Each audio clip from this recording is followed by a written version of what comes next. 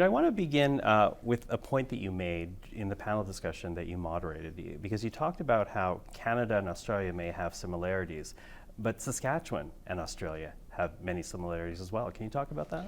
Well, largely in agriculture, when you look at the size and scope of Australian agriculture, it's very similar to what you see happening in the prairies, and certainly across the province of Saskatchewan.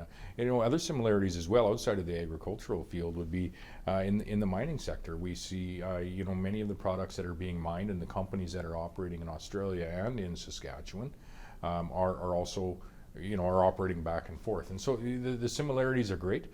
And therein lies, I think, the opportunity for an economic forum, an Australian-Canada economic forum like this one, to really share in some of the innovation and collaborate on developing that innovation for everyone's success, whether that be for higher levels of production, whether that be for more efficient production, whether it be for producing specific ingredients in the agricultural sector, or whether it actually be for improving the sustainability of all of our production and thereby doing right by the world. Mm-hmm. And the interesting thing about that too is this idea that as Canada pursues an Indo-Pacific strategy, becoming a food supplier to the world, which Canada already plays a huge part in, helps create global security, and that helps shore up democracies around the world. Can you talk a bit about that? Yeah, and not only are we playing a role in food security around the world, and I'll speak from Saskatchewan's perspective, as we provide agri-food products and ingredients to over 150 countries around the world, and so we're playing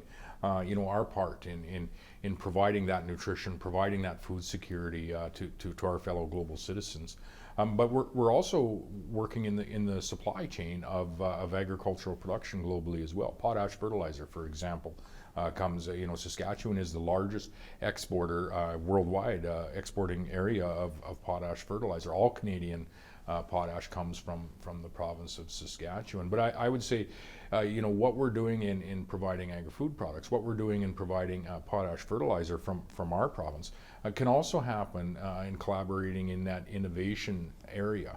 To improve the production levels that we have, to improve the sustainability of the production that we're experiencing, not only in Australia and Saskatchewan, but in other areas of the world too.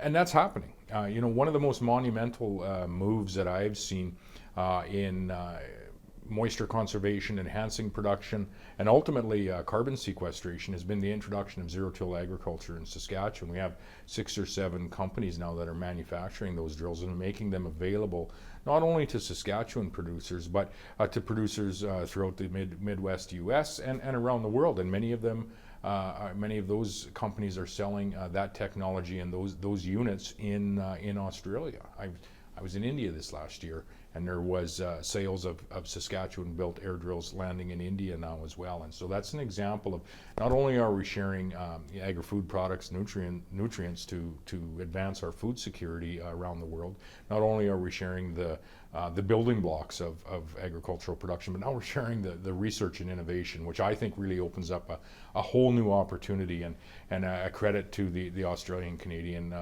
Economic Leadership Forum here for bringing those mines together. Yeah, and speaking of mines, of course, the $7.9 billion potash mine being developed in Saskatchewan. Can you talk a bit about that Australian investment in your province and what it means for the future? Yeah, well, there's a direct link. We have BHP, an Australian company, building what will be the largest potash mine in the world in Saskatchewan, only to surpass the nutrient mine that is billed as the largest mine in the world today at Rocanville. We have world companies that are making investments in that sector. BHP, an Australian company, Nutrien, a home-based company, Canadian company, Mosaic from the U.S., K+S from Germany, as well as other companies investing in that asset and producing that asset, not only to make it available to the world, but producing it in many ways. And this is, I think, important for us again to collaborate on, and our customers, their customers are asking this question.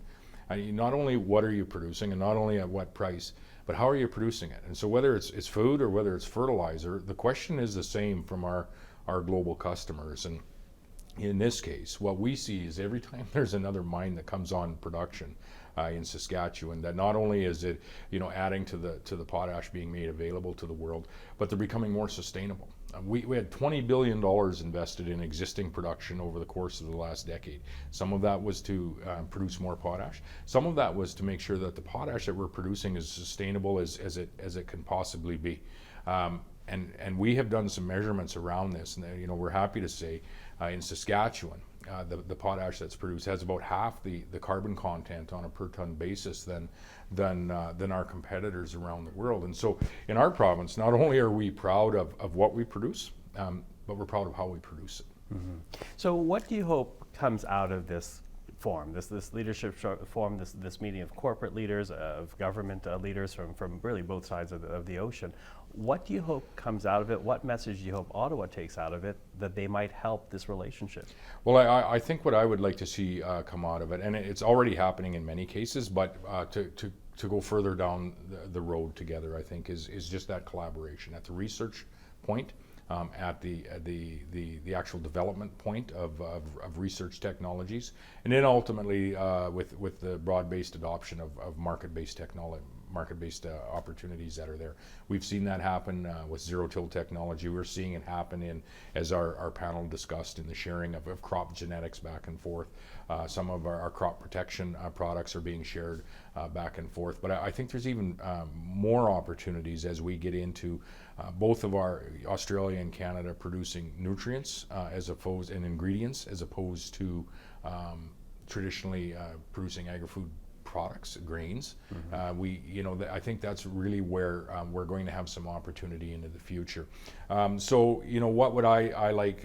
What will I take from this as a subnational leader, or what would I like our national government to take from this? Is we need to always work closer with our allied nations around the world, so that we are, doing our part in providing food and fuel security, food and energy security, for those that are friendly nations.